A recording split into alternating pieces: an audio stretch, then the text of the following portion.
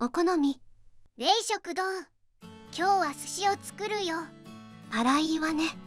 シャリも冷凍であったのだ。何でもあるわね。まずはエビからマルハニチロが輸入してるみたいなのだ。真空パックではなく薄いフィルムが貼ってあるみたいですね。裏側は霜がついていました。ちょっとエビ臭いわね。臭みは塩水に入れて解凍した後、流水で洗いましょう。そのまま解凍すると霜を取り込んで臭みが出てしまうよ。丁寧に水気を切っていくよ。あら、肉厚で美味しそうじゃない。すでに下処理はされているので乗せるだけで完成だよ。回転寿司の赤エビと同じ大きさね。この値段ならコスパは十分ですね。次はシャリ玉です。メーカーは東洋水産ですね。まるちゃんのところです。自分で酢飯作った方が断然安いわね。まあそういうチャンネルなので。温めすぎると最初ツーンとするけど、冷えますと気にならないわね。シンプルにうまいですね。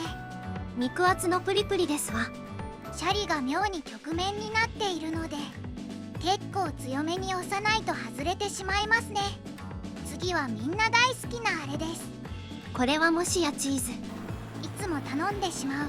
ただ回転寿司のエビ炙りチーズは小さいエビなので大きなエビで作ると絶対うまい。炙りたてのスモーキーさは回転寿司でも出せないわね。次は定番のあれです。はあ、これ好きなやつ。アボカドも冷凍なんでしょ？当然です。いつでも食べ時なのは助かるのだ。美味しいわね。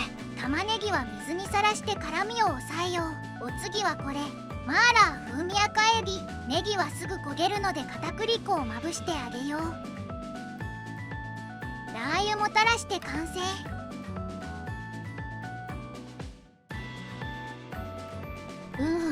これを開発した人は天才ね。回転寿司だと限定メニューなのが残念ね。通常販売してほしいわね。揚げネギが手間かかるのかな。総評としてかなりコスパはいいですね。エビも肉厚でうまい。